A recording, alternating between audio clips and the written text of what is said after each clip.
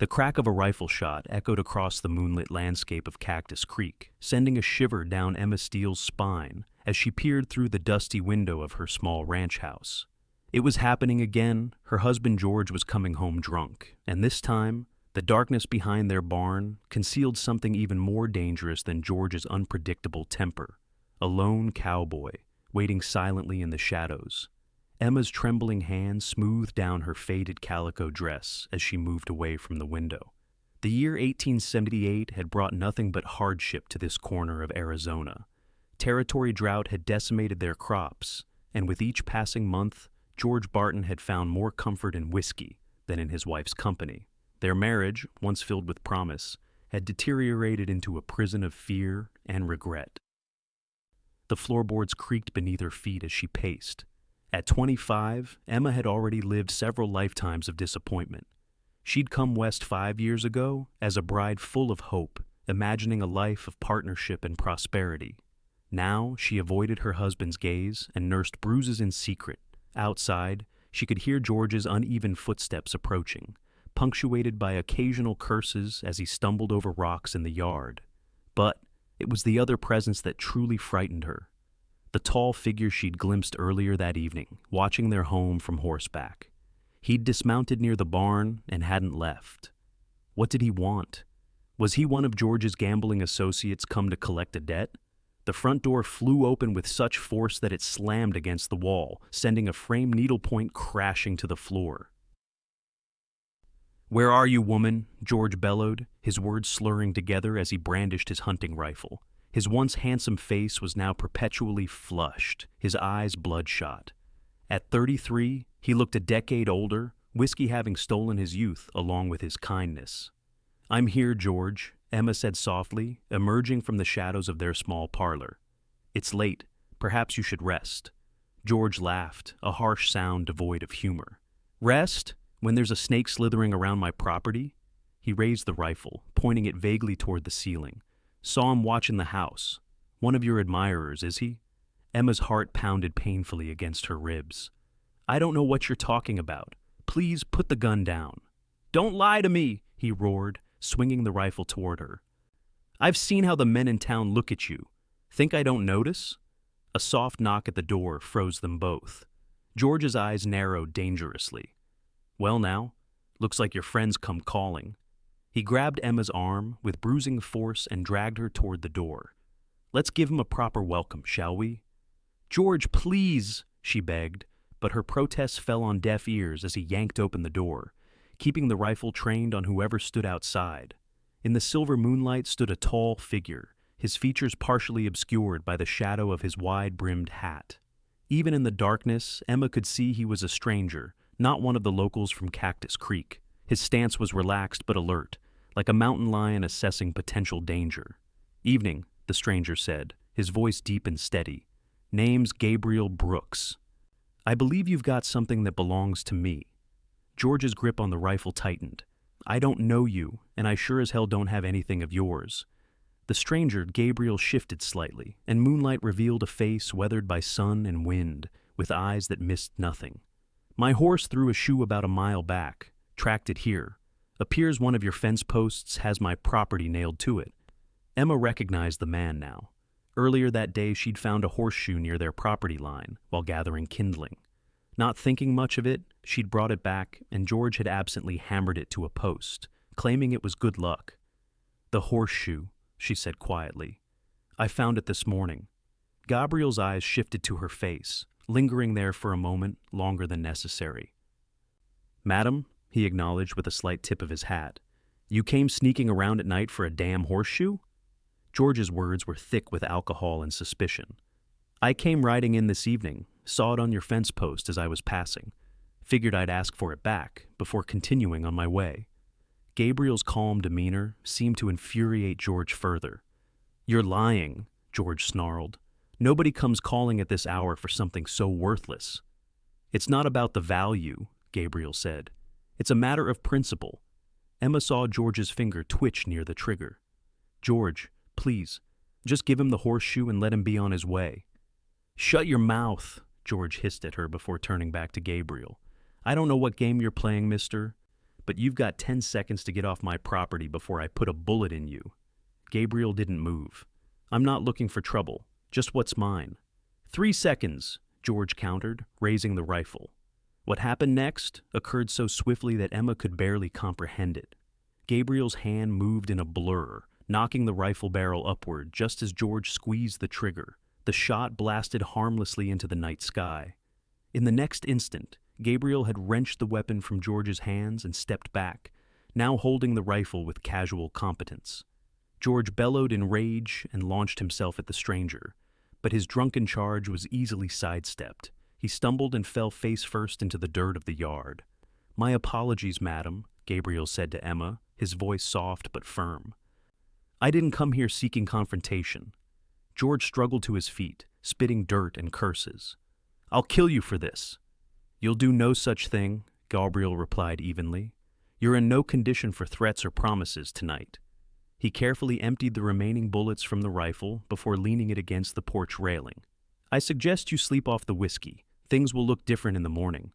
Emma stood frozen in the doorway, torn between fear of George's inevitable rage once the stranger left, and an inexplicable relief at Gabriel's calm intervention. "Are you all right, madam?" Gabriel asked, his attention fully on her now. Before she could answer, George staggered toward her. "Get inside, Emma. This doesn't concern you." Gabriel's expression hardened. "I believe it concerns her greatly if you're waving firearms around your home." "This is between me and my wife," George spat. "Is that so?" Gabriel's gaze returned to Emma, and she saw something in his eyes, not pity, but understanding. "Madam?" Emma felt trapped between two impossible choices. Years of submissive habit warred with a sudden, fierce desire to speak the truth. I'd like you to leave now, Mr. Brooks," she finally said, not meeting his eyes. "Please." Gabriel studied her for a long moment, then nodded. "As you wish." He turned to go, but paused. "That horseshoe, though. I really would appreciate its return." George sneered. "Come back tomorrow if it means so much to you." "I'll do that." Gabriel looked once more at Emma. "Good night, madam." As he walked toward the barn where his horse waited, Emma felt a strange hollowness in her chest, as if something vital had slipped away from her. She didn't understand why this stranger's departure should affect her so, but it did. George grabbed her arm and yanked her inside, slamming the door behind them. "What did you tell him?" he demanded, his breath hot and sour against her face. "Nothing, George. I've never seen him before." "Liar," he hissed, but the fight seemed to drain from him suddenly, the alcohol finally overcoming his rage. He slumped into a chair. "Don't think this is over." Emma said nothing, simply waiting until his head began to nod, his chin eventually dropping to his chest as unconsciousness claimed him. Only then did she allow herself to breathe freely, moving to the window to look out at the yard. Gabriel Brooks was gone. But something told her he wouldn't stay away. The thought should have frightened her, but instead, a tiny flame of something she couldn't name, hope, perhaps, flickered to life in her heart. As she spread a blanket over her husband's slumped form, Emma wondered what tomorrow would bring. For the first time in years, she found herself looking forward to the dawn. Morning arrived with the harsh clarity that only a desert sunrise can bring. Emma had slept poorly, her dreams populated by the stranger's penetrating gaze and the memory of how easily he had disarmed George. She rose early, as was her habit, careful not to wake her husband, who remained sprawled in the chair where he had passed out. The kitchen was cool as Emma stoked the fire in the cook stove and set coffee to boil.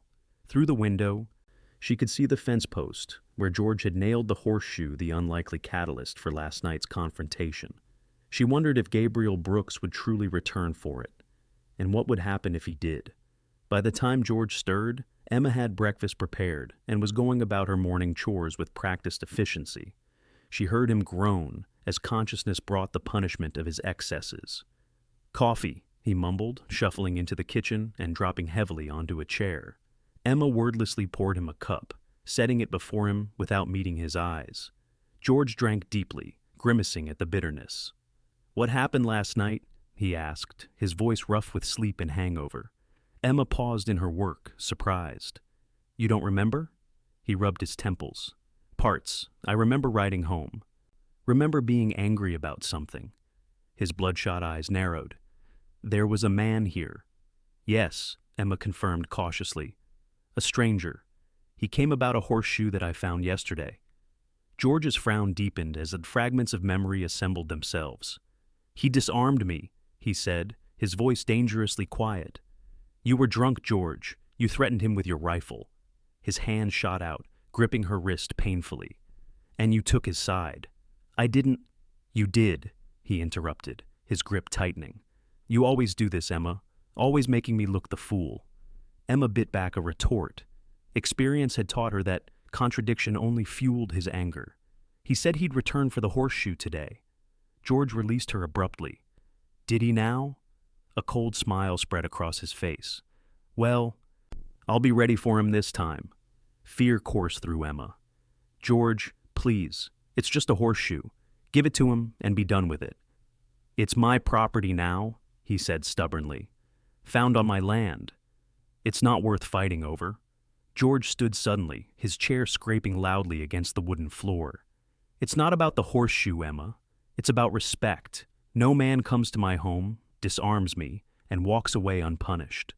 Emma watched helplessly as he strode from the kitchen, knowing from his determined gait that he was heading for the gun cabinet.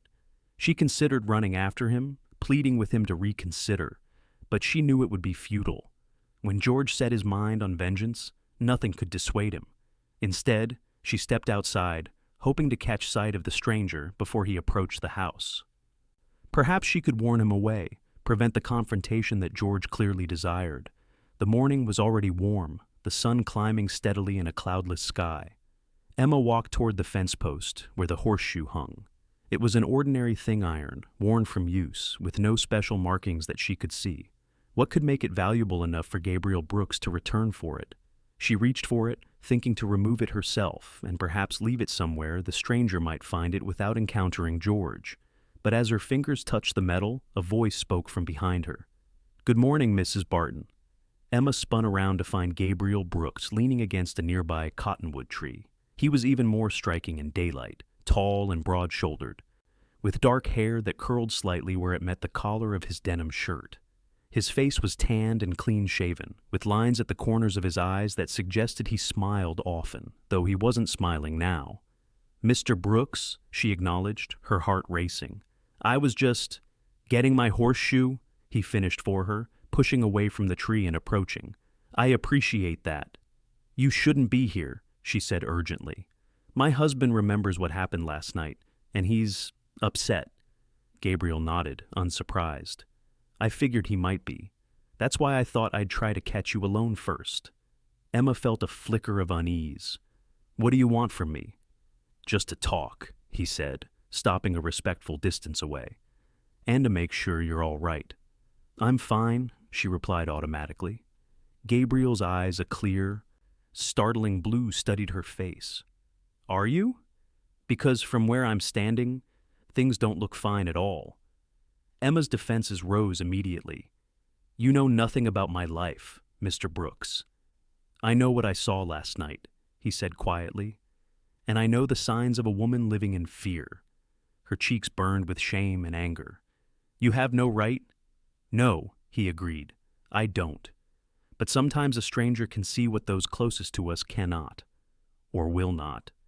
Emma turned away, unable to bear the compassion in his gaze. Please take your horseshoe and go, she said, working to remove it from the fence post. I will, he promised. But first, I want you to know something. I'm staying at the Wayfarers Inn in town for a few days. If you ever need help, any kind of help, you can find me there. The horseshoe finally came free, and Emma thrust it toward him without looking up. Why would you help me? You don't know me. Gabriel accepted the horseshoe, his fingers brushing hers momentarily. Sometimes knowing someone isn't necessary. Sometimes doing the right thing is reason enough. A door slammed in the distance. George coming out of the house. Emma's head snapped up in alarm. You need to leave, now. Gabriel's expression hardened as he looked toward the approaching figure. I'm not afraid of your husband, Mrs. Barton. Well, you should be, she hissed. He won't be caught off guard this time. As if to confirm her words, George's voice rang out across the yard. Brooks, I see you've come back for what isn't yours. Gabriel turned calmly to face the approaching man. "I've already recovered my property, Mr. Barton, with your wife's assistance. I'll be on my way now." George's face was a thundercloud as he strode toward them, a revolver prominent on his hip. "Not so fast. We have unfinished business." "No, we don't," Gabriel replied evenly. "I came for my horseshoe, and now I have it. There's nothing more between us." "You humiliated me on my own property," George snarled. Gabriel's voice remained calm. "You were drunk and dangerous. I simply defended myself." George's hand hovered near his gun. "And now I'm sober. Let's see how brave you are when I'm not 3 sheets to the wind." Emma stepped between them. "George, don't do this. It's over." "Get out of the way, Emma," George ordered, his eyes never leaving Gabriel's face. "Listen to your wife," Gabriel suggested. "She's talking sense." George's laugh was ugly. "My wife doesn't tell me what to do. And neither do saddle tramps who trespass on my land." Gabriel sighed, as if disappointed but not surprised. "I didn't come here looking for trouble, Barton." "Well, you found it anyway." George's hand moved toward his holster. What happened next seemed to occur in slow motion for Emma. Gabriel's hand flashed to his own hip, drawing a revolver she hadn't even noticed he was carrying. But instead of firing, he simply held it steady, pointed at the ground. "Don't," he said, and the single word carried such authority that George's hand froze midway to his gun. "You're fast," George acknowledged grudgingly. "But are you accurate?" "Accurate enough," Gabriel replied. "But I didn't come here to kill you, and I don't think you really want to die today." The standoff stretched for several tense seconds. The only sound the distant call of a hawk circling overhead. Emma held her breath, certain that at any moment one of them would make the fatal move that would end in bloodshed. Finally, George's hand dropped away from his holster. "Get off my land," he said, his voice tight with suppressed rage. "And don't come back." Gabriel holstered his weapon with a smooth, practiced motion. "Gladly." He turned to Emma, touching the brim of his hat. "Madam, remember what I said." As he walked away toward where his horse was tethered, Emma felt George's gaze burning into her. "What did he mean by that?" he demanded. "What did he say to you?" "Nothing important," she lied. "Just pleasantries." George grabbed her arm, spinning her to face him. "Don't lie to me, Emma. I saw how he looked at you. What's between you two?" "Nothing," she insisted, trying to pull away. "I never saw him before last night. I swear it." George's fingers dug painfully into her arm. "If I find out you're lying—" The threat hung unfinished as they both heard the sound of hoofbeats. Gabriel was riding away, the horseshoe secured to his saddle. He didn't look back, and Emma felt a strange mixture of relief and disappointment as he disappeared down the dusty road toward town. George released her abruptly. "Get back to the house. You've got work to do." As Emma walked back toward their home, she could feel George's suspicious gaze following her. The encounter had ended without violence, but she knew her husband well enough to recognize that this matter was far from settled in his mind. His pride had been wounded, and sooner or later he would seek to salve that wound, likely with whiskey. And possibly with his fists. For the first time, she allowed herself to consider Gabriel's offer of help. What form could such help possibly take? She had no money of her own, nowhere to go, no family back east who would welcome her return. She was trapped here as surely as if the walls of their small ranch house were iron bars. Yet something about Gabriel Brooks had awakened a dormant part of her spirit, a part that remembered how to hope, how to imagine a different future than the one that seemed inevitable. That awakening was dangerous, she knew. Hope could be more painful than resignation, when it was ultimately crushed. Still, as she resumed her household chores, Emma found herself glancing repeatedly toward town, where a stranger with kind eyes was staying at the Wayfarer's Inn.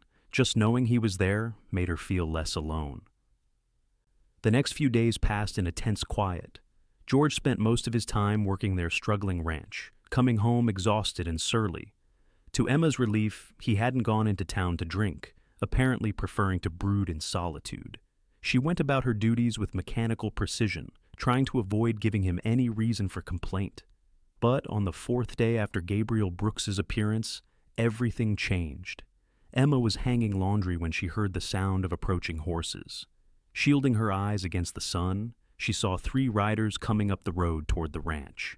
Her stomach clenched with apprehension when she recognized Sheriff Miller leading the group with Gabriel Brooks riding beside him. The third man was a stranger to her. George emerged from the barn, alerted by the same sounds. He stood watchful, his stance tense as the riders approached. Sheriff Miller raised a hand in greeting as they drew near. "Afternoon, George, Mrs. Barton," he added with a respectful nod toward Emma. "What brings you out this way, Sheriff?" George asked, his voice carefully neutral, despite the obvious tension in his body. "Business, I'm afraid," Miller replied, dismounting with a grunt. He was an older man, his mustache more salt than pepper, but his eyes were sharp and assessing. "This here's Marshal Thornton from Phoenix," he said, indicating the third rider.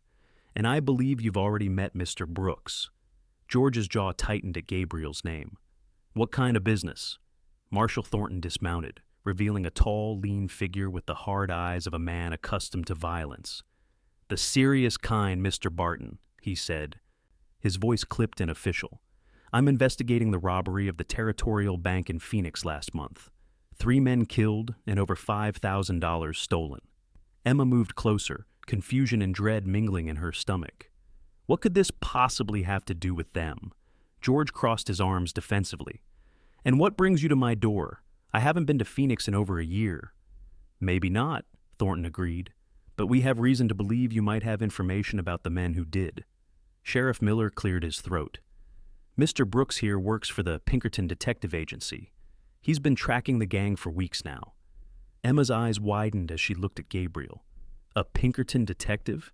He hadn't mentioned that when he'd come for his horseshoe. Gabriel met her gaze briefly before addressing George. "One of the gang members was injured during the robbery, shot in the shoulder. We tracked him to this area before losing his trail. Then I found this." He reached into his pocket and produced the horseshoe Emma had found. "It's got a distinctive marking," Gabriel continued, pointing to a small engraving near one end of the horseshoe. "A maker's mark from a blacksmith in Phoenix who shod the horses used in the robbery. When I lost the trail and then found this horseshoe, I knew I was close. I came to your ranch that night to observe, not expecting a confrontation." "So you lied about why you wanted it back," George said accusingly. "I couldn't reveal my true purpose at the time," Gabriel acknowledged. "But now we need your help, Mr. Barton. Have you seen any strangers in the area?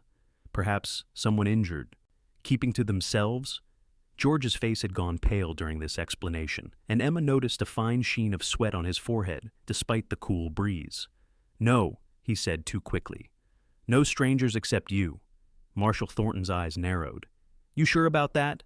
Because harboring fugitives is a serious offense, Barton. Could land you in Yuma prison." "I said I haven't seen anyone," George insisted. "Now, if that's all, I have work to do." Sheriff Miller and the marshal exchanged glances. "Mind if we take a look around your property?" Miller asked, though his tone suggested it wasn't really a request. "You got a warrant?" George challenged.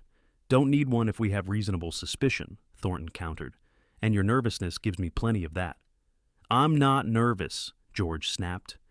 "I'm irritated at being accused of something I know nothing about." Emma watched this exchange with growing alarm.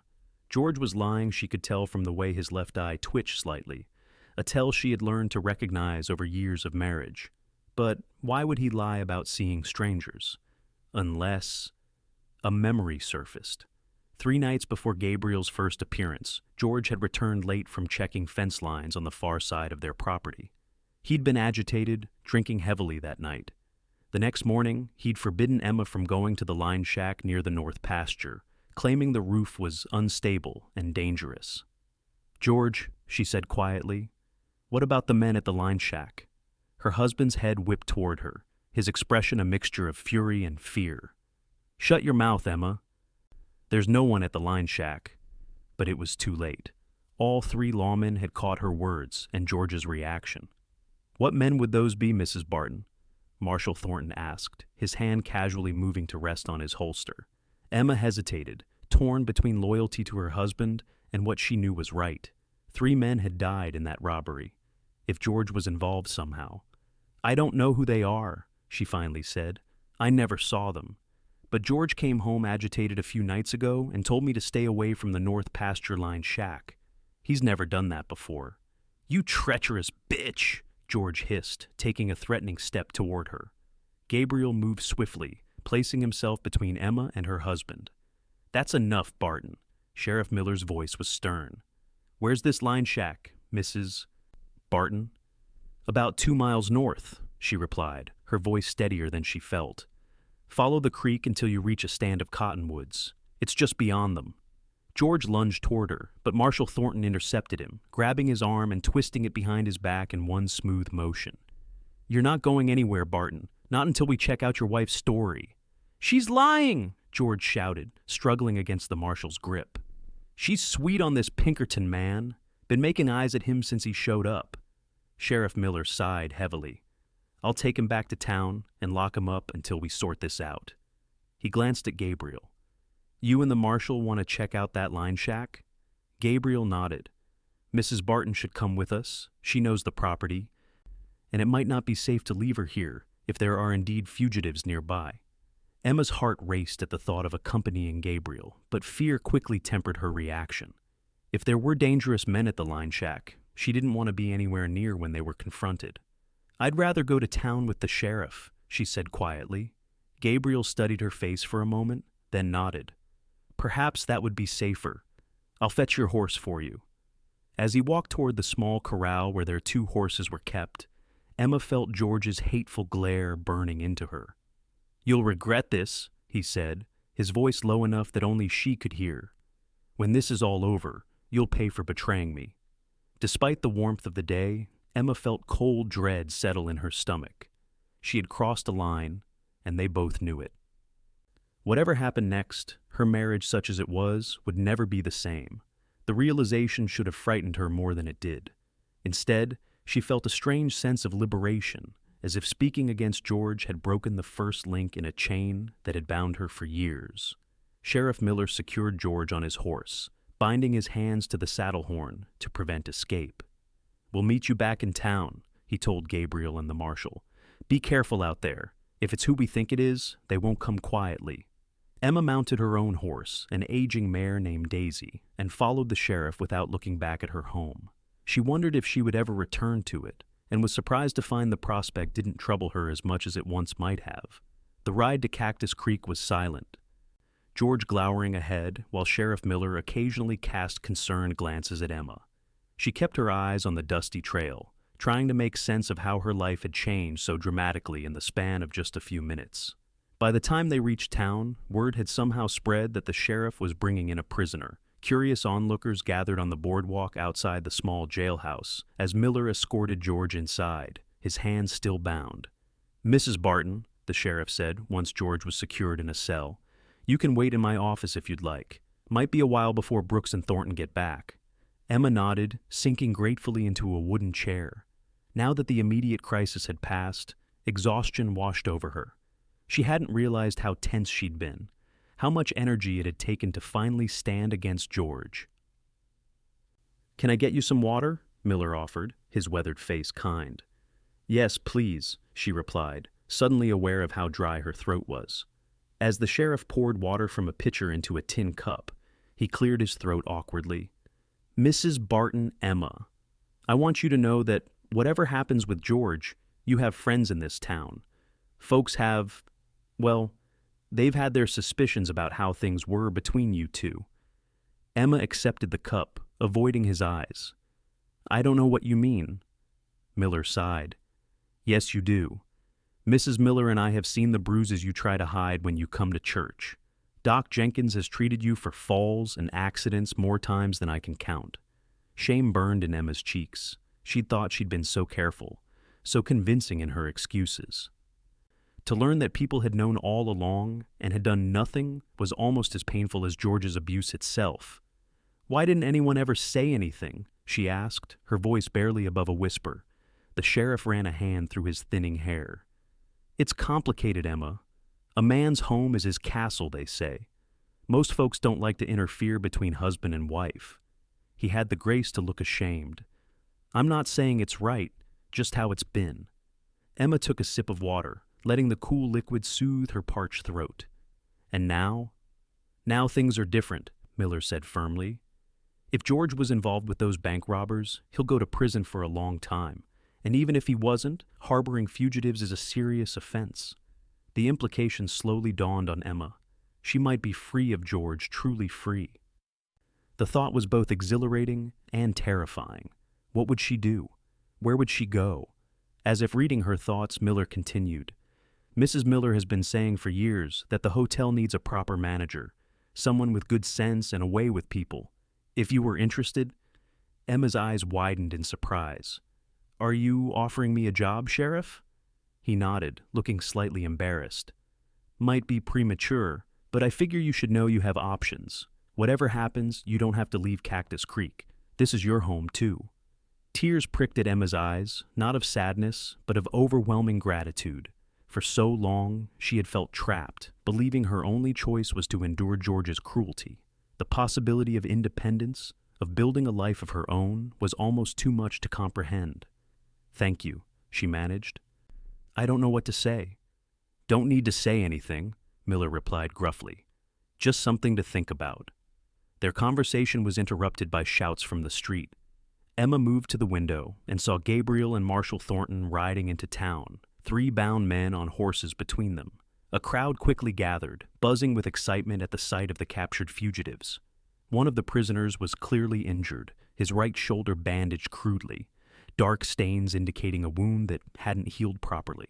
All 3 looked haggard and dangerous, their expressions a mixture of defiance and resignation. Sheriff Miller hurried outside to help secure the prisoners, leaving Emma alone in the office. Through the window, she watched as Gabriel dismounted and spoke briefly with the sheriff, gesturing occasionally toward the captives. She couldn't hear what was being said, but from the grim satisfaction on the men's faces, she gathered that the fugitives had been identified as the Phoenix bank robbers. After the prisoners had been taken inside, Gabriel looked up and caught Emma watching from the window. Their eyes held for a long moment before he tipped his hat slightly and made his way toward the office. Emma stepped back from the window, suddenly conscious of her appearance, her hair windblown from the ride, her dress dusty and plain. It was foolish to care what she looked like, she chided herself. Gabriel Brooks was a Pinkerton detective who had been pursuing criminals. His interest in her had been purely professional, his offer of help merely common decency. The door opened and Gabriel entered, removing his hat as he did so. Mrs. Barton, he greeted her, his voice warm. Are you all right? Yes, she replied, finding her composure. Were those the men from the robbery? He nodded. They were. All 3 identified, and the stolen money recovered most of it anyway. They'd been hiding at your line shack for nearly a week. And George, she asked, dreading the answer but needing to know. Was he involved? Gabriel's expression softened. Not in the robbery itself, no. But he knew they were there. From what we gathered, he discovered them by accident and agreed to keep quiet in exchange for a share of the money. Emma closed her eyes briefly, relief and disappointment warring within her. George hadn't been part of the violence, at least, but he had chosen to protect killers for money. She wasn't surprised exactly, but the confirmation of his moral bankruptcy still hurt. What will happen to him? She asked. That's up to the judge, Gabriel replied. Aiding and abetting is serious, but since he wasn't directly involved in the robbery or killings, he might avoid the harshest penalties. Still, he's looking at several years in prison, I'd expect. Emma nodded slowly, processing this information. Several years without George's drunken rages, without walking on eggshells in her own home, without the constant fear. It seemed impossible, too good to be true. And what about you, Mr. Brooks? She asked, surprising herself with the boldness of the question. Now that you've caught your fugitives, will you be moving on? Gabriel studied her face for a long moment before answering. That depends. On what? On whether there's a reason for me to stay, he said quietly. Emma's breath caught in her throat. I don't understand. Gabriel took a step closer, close enough that she could see the flecks of gray in his blue eyes. I think you do, Mrs. Barton. From the moment I saw you standing in that doorway, trying to keep the peace between a drunken husband and a stranger, I knew you were a woman of extraordinary courage. I've thought about little else since. Emma felt her cheeks warm at his words. You don't know me, Mr. Brooks. Gabriel, he corrected gently. And I know enough. I know you've endured hardship with dignity. I know you chose to do what's right today, even though it cost you dearly. I know there's a strength in you that perhaps you yourself don't fully recognize. His words unlocked something in Emma's heart, a door she had kept firmly closed for years, afraid of the hope and yearning that lay behind it. What are you saying, Gabriel? I'm saying that I'd like the chance to know you better, Emma, if you're willing. His gaze was steady, honest. I won't pretend to offer you salvation or security. My work takes me to dangerous places, and I'm not a wealthy man. But I can promise you respect and kindness and a partnership of equals. Emma hardly knew how to respond. Just days ago, she had been a desperate woman trapped in a loveless marriage. Now she was being offered a future she had never dared to imagine. This is very sudden, she said, her practical nature asserting itself despite the flutter of her heart. Gabriel smiled, a warm expression that transformed his serious face. Of course it is. I'm not asking for an answer today, or even tomorrow. Just asking you to consider the possibility once the dust settles. Emma found herself returning his smile, tentatively at first, then with growing confidence. I think I can do that. A commotion from the jail cells interrupted their conversation. George's angry voice carried clearly. Emma, get in here. Gabriel's expression hardened. You don't have to speak to him. Yes, I do, Emma said, straightening her shoulders. This may be the last chance I have to say certain things that need saying. Gabriel nodded, understanding in his eyes. Would you like me to come with you? Emma considered this, then shook her head. No, this is something I need to do alone. Taking a deep breath, she walked into the cell area where George stood gripping the bars, his face contorted with rage. You've ruined me, he spat as she approached. Happy now? Was this your plan all along? To see me behind bars so you could run off with that Pinkerton man? Emma stood tall, refusing to cower, as she had so many times before. There was no plan, George. You made your choices, and now you're facing the consequences of them. Don't you dare lecture me, he snarled. You're my wife. You were supposed to stand by me, not betray me to the law. Those men killed 3 people, Emma replied, her voice steady. Did you really expect me to protect them? To protect you after you chose money over innocent lives? George's knuckles whitened as he gripped the bars tighter. I did everything for us, for our future. The ranch is failing, you know that. We needed that money.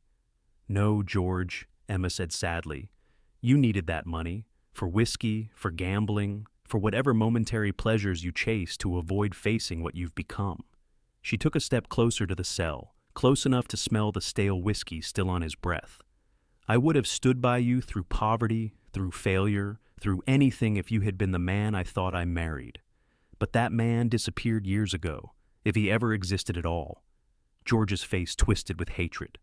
So this is it? You're leaving me to rot while you take up with that detective? Emma shook her head. What I do with my life now is no longer your concern. But know this, I forgive you, George, not for your sake, but for mine. I won't carry the burden of hatred anymore.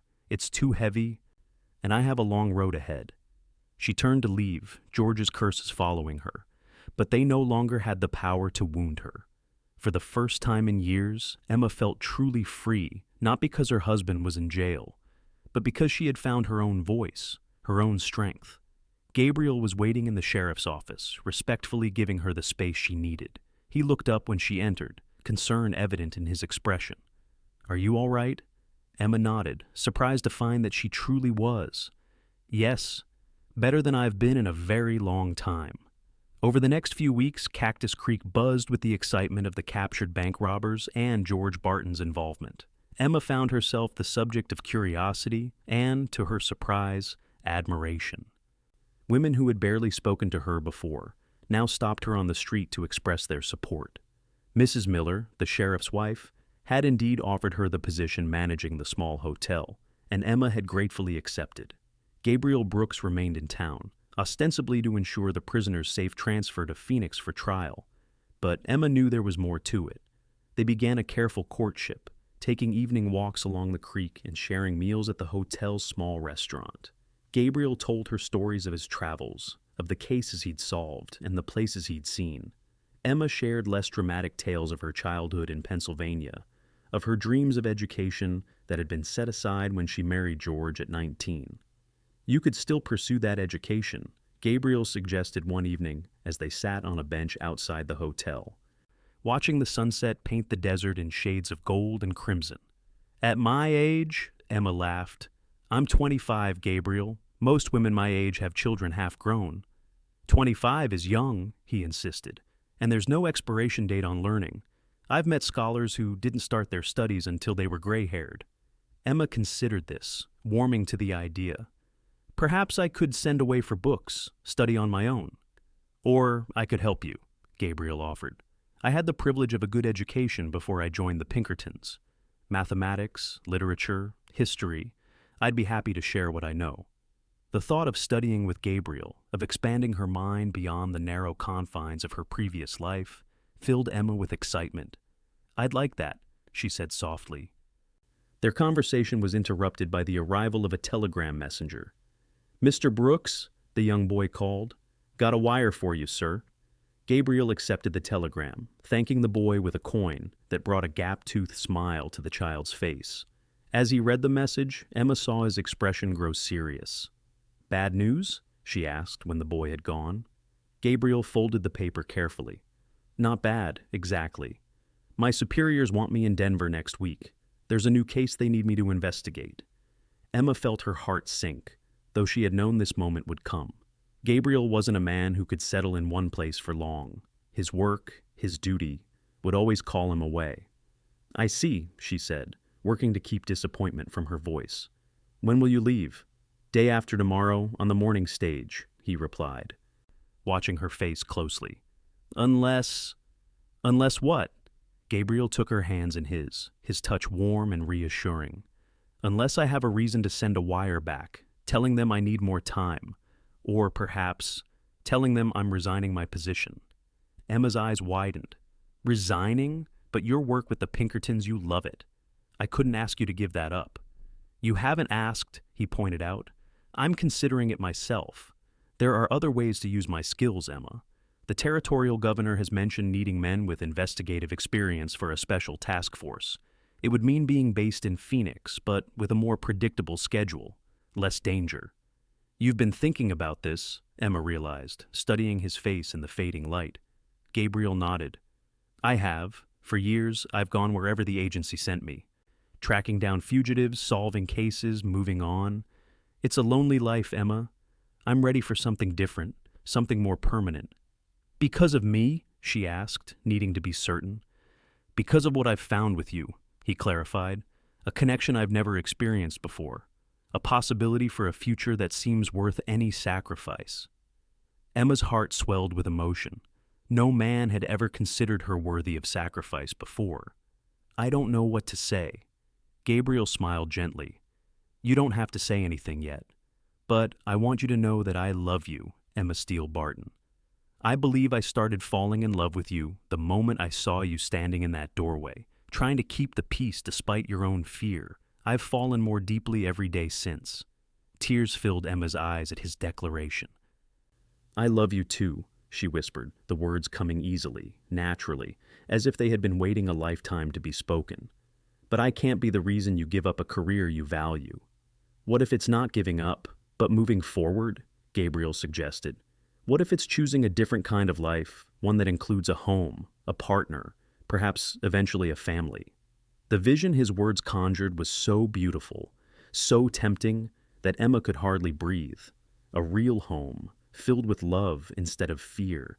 A partnership of equals, as he had promised. Children who would never know the sound of angry shouts or breaking glass. "I'm still married," she reminded him reluctantly. "Whatever George has done, that fact remains." "For now," Gabriel acknowledged, "but there are legal remedies for that situation, especially given the circumstances. If that's what you want." "Divorce," Emma said, the word feeling strange on her tongue. In the world she'd grown up in, divorce was scandalous, shameful. But here in the territories with their more practical approach to life's difficulties, it was less so. "Yes," Gabriel confirmed. "It's not a simple process, but it's possible, and in the meantime, I can take that position in Phoenix, get established. When you're ready, if you're ever ready, I'll be waiting." Emma looked out at the darkening landscape, at the first stars appearing in the twilight sky. The future Gabriel described seemed almost too perfect, too complete a reversal of her fortunes. Yet, hadn't she earned some happiness after years of suffering? Didn't she deserve the chance to love and be loved properly? "I need time to think," she said finally. "This is all happening so quickly." Gabriel nodded, understanding in his eyes. "Of course. Take all the time you need. I won't leave for Denver until I have your answer, one way or the other." As they walked back to the hotel in companionable silence, Emma's mind whirled with possibilities. Change was frightening, but staying still, returning to the life she had known before, would be far worse. Perhaps courage wasn't always about enduring hardship. Sometimes it was about reaching for happiness, even when the path forward wasn't entirely clear. The next morning, Emma rose early and walked to the small church at the edge of town. It was empty at this hour, peaceful in the soft light filtering through the simple stained glass windows. She sat in a pew, not praying exactly, but seeking clarity in the quiet. "Thought I might find you here," came a gentle voice from the doorway. Emma turned to see Mrs. Miller approaching, her kind face creased with concern. "Am I that predictable?" Emma asked with a small smile. "Not predictable," the older woman corrected, settling beside her in the pew. "Just thoughtful. And this is a good place for thinking." They sat in silence for a moment before Mrs. Miller spoke again. "The whole town's talking about you and that Pinkerton man." Emma sighed. "I suppose they are." "Most folks approve," Mrs. Miller assured her. "You deserve happiness after what you've been through with George." "It's not that simple," Emma said. "There are complications." Mrs. Miller chuckled softly. "Honey, there are always complications. Life's messy that way.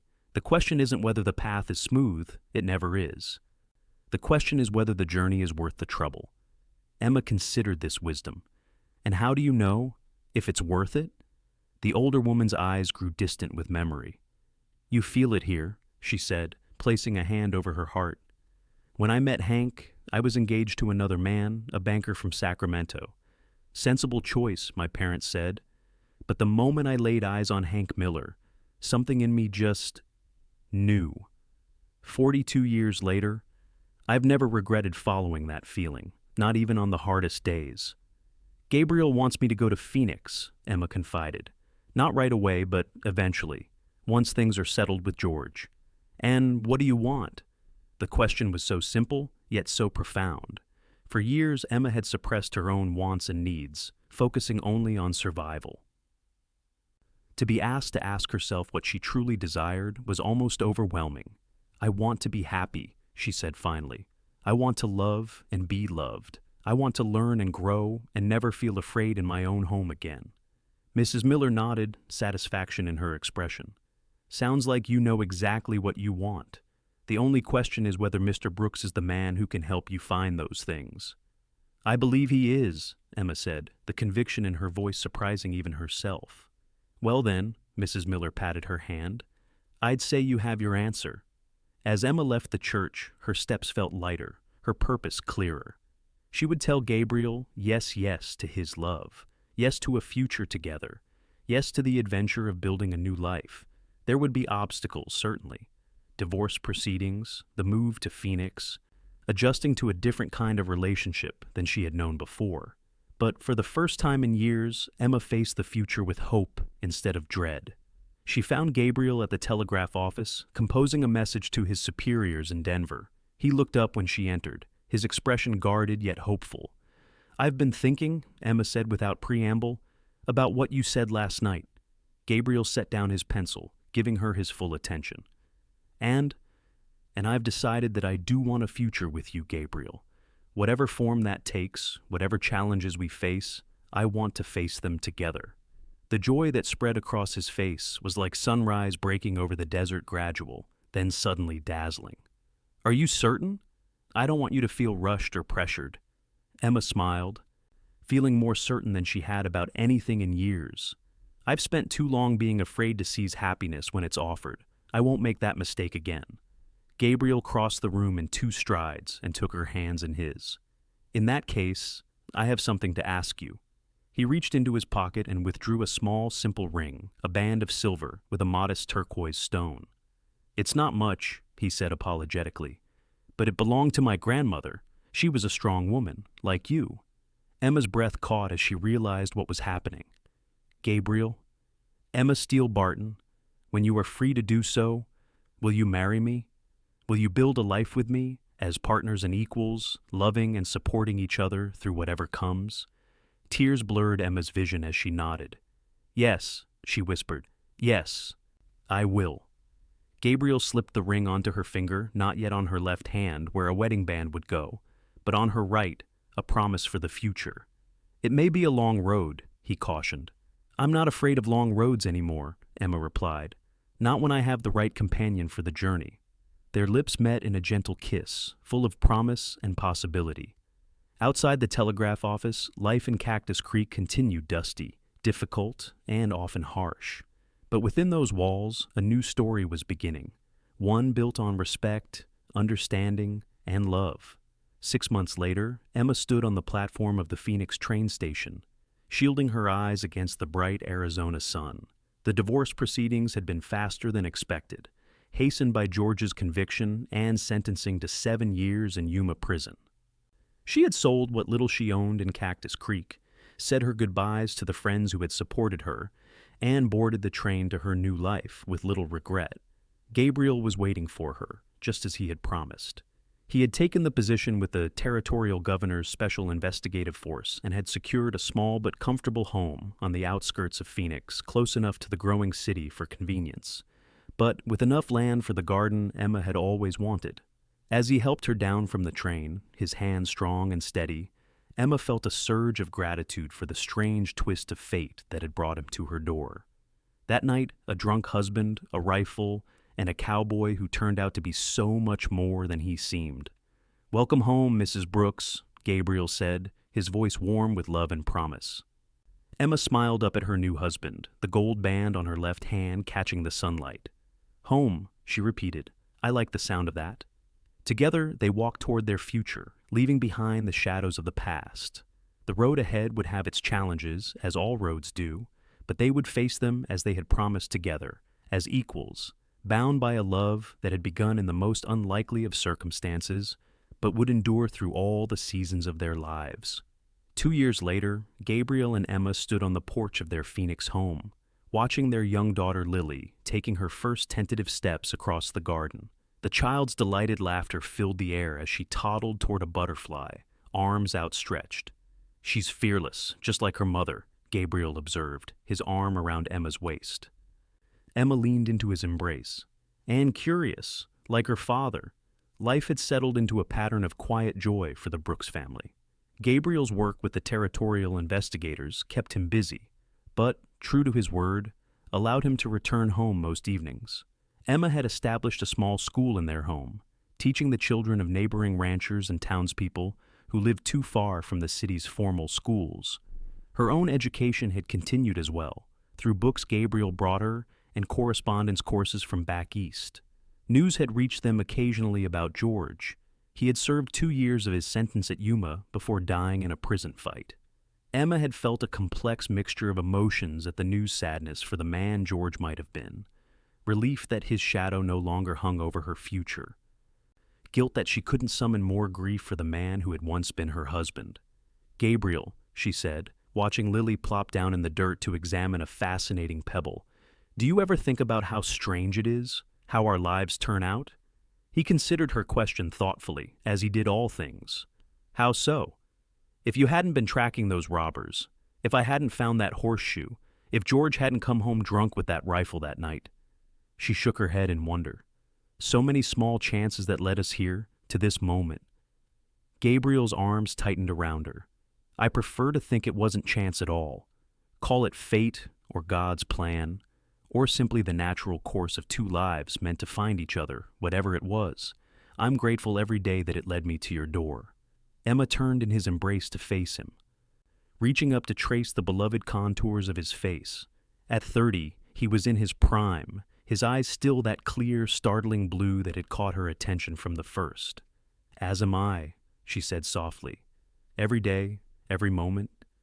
Gabriel lowered his head to kiss her, a gesture that still sent warmth coursing through her body. When they parted, his smile held a hint of mischief. "I received a letter today from the governor," he said. "He's offering me a promotion deputy marshal for the Northern Territory. It would mean moving to Prescott." Emma searched his face. "Is that what you want?" "Only if it's what you want too," he replied. "I told you once that we would make our decisions together, as partners. I meant it then, and I mean it now." Emma considered the prospect. Prescott was smaller than Phoenix, but growing rapidly. There would be need for teachers there, perhaps even opportunity to establish a proper school rather than teaching from their home. And the climate would be cooler, the landscape greener, more like the Pennsylvania of her childhood. "I think," she said slowly, "that it sounds like an adventure, and I've grown quite fond of adventures, especially with you." Gabriel's face lit with pleasure. "Then we'll go. Not immediately. I'll need to complete my current assignments, and we should wait until after the baby comes." His hand moved to rest gently on the slight swell of Emma's belly, where their second child was growing. They had confirmed the pregnancy just the week before, and the news had filled their home with fresh joy and anticipation. "A new beginning," Emma mused, covering his hand with her own. "Another one. Life is full of them, when you're brave enough to seize them," Gabriel said. "And you, Emma Brooks, are the bravest person I know." As Lily toddled back toward them, dirt smudged and triumphant with her discovered treasures, Emma reflected on the journey that had brought her here. From the terrified woman who had stood in a doorway while her drunken husband threatened a stranger, to this, a beloved wife and mother, educated and respected, facing the future with confidence instead of fear. It was a transformation she could never have imagined on that fateful night when her husband came home drunk with a rifle, and a cowboy waited outside the door. Yet here she was, living proof that even the darkest beginnings could lead to the brightest of futures when one found the courage to step from shadow into light. Gabriel scooped up their daughter, swinging her high into the air as she shrieked with delight. Emma watched them, her heart full to overflowing with love and gratitude. Whatever the future held. Prescott another child, new challenges and joys, she would face it as she had learned to face all things, with courage, with hope, and with Gabriel by her side. In the distance, the sun began its descent toward the horizon, painting the Arizona sky in breathtaking hues of gold and crimson. Another day was ending, but for Emma and Gabriel Brooks, the best chapters of their story were still being written, one day at a time.